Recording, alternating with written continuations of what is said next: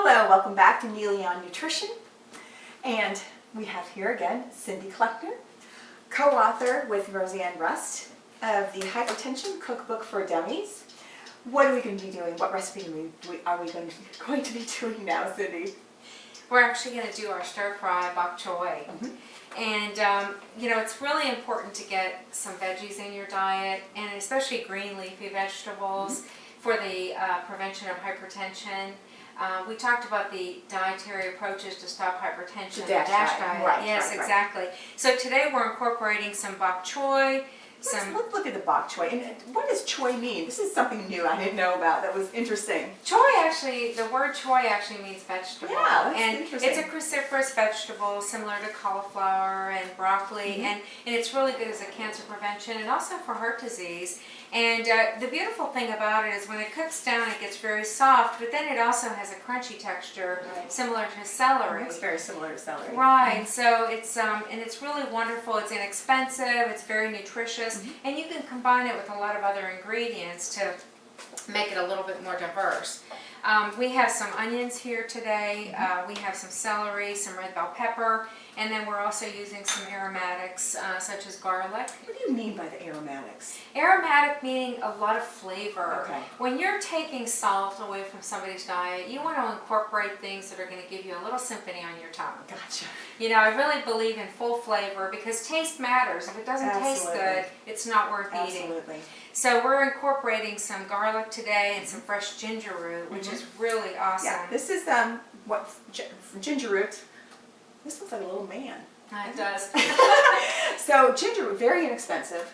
And preparation, how do you prepare it? I use a garlic press actually when I prepare it, but how do you do it? Very easy, very easy. You can do that, or you can take your ginger, you can pare it with a paring knife, or you can use a potato peeler.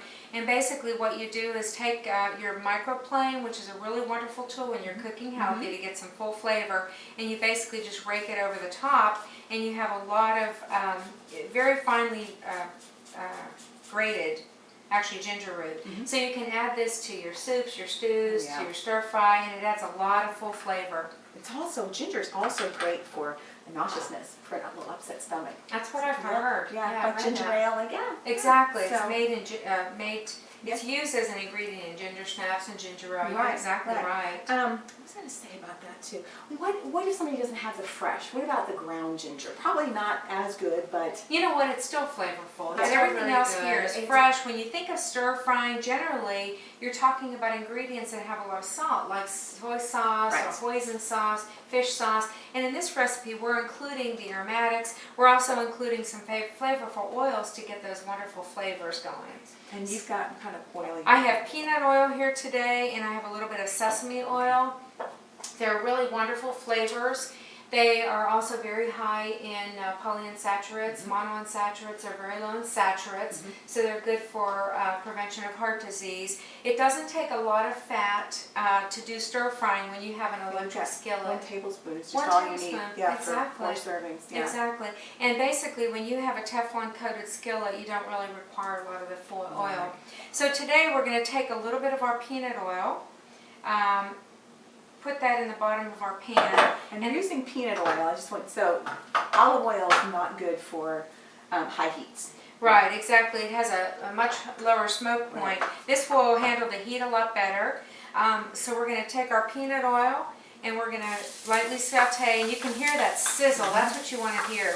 I've actually preheated my wok, which is really important because I want to hear that sizzle. But it goes really quickly. Once you have everything prepped, I have my garlic, I have my ginger, and I basically cook that very, very quickly. The beautiful thing about the wok is it has a sloped side so that after you cook the very small, aromatics, then I push those up to the side and I incorporate some of my other veggies. I'm actually doing my red bell pepper that I chopped up in a julienne slice. Right, my favorite all time. Is that? I love, and like double the amount of vitamin C.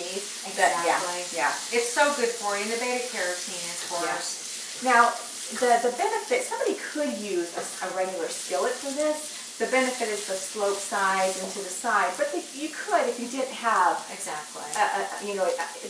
but investing in a wok, because it's great for vegetables, would be a great investment for the low sodium cooking. It is. The It kitchen. is. It's a very good tool for healthy cooking.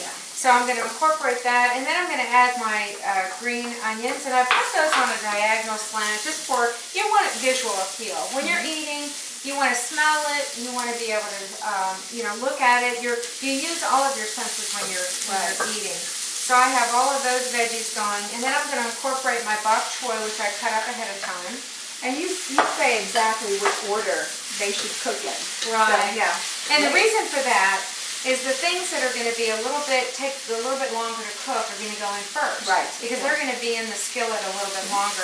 The bok choy, because of the delicate leaf, is going to cook down really quickly. You can see that. Yeah. And we want to cook it just until it's slightly crispy.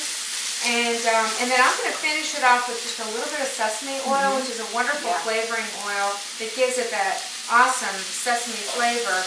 It's actually extracted from toasted sesame seeds.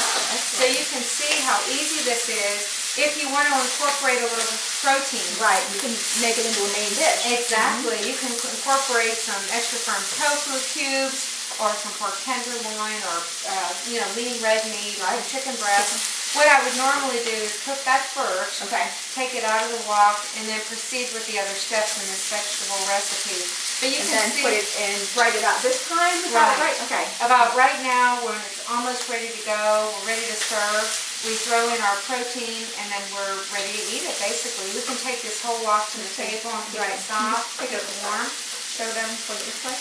Beautiful color. Beautiful. When we're trying to be healthy, we want to incorporate as many colors as possible, don't we? Yeah. I mean, we eat so much with our eyes. Right. So you want to have at least like 3 different colors on our plate. So wonderful. Great way to incorporate those vegetables that the DASH diet talks about. Exactly. So, and you're also getting some good fiber, and you're not skimping on flavor at all. You have a lot of wonderful flavor here. Great.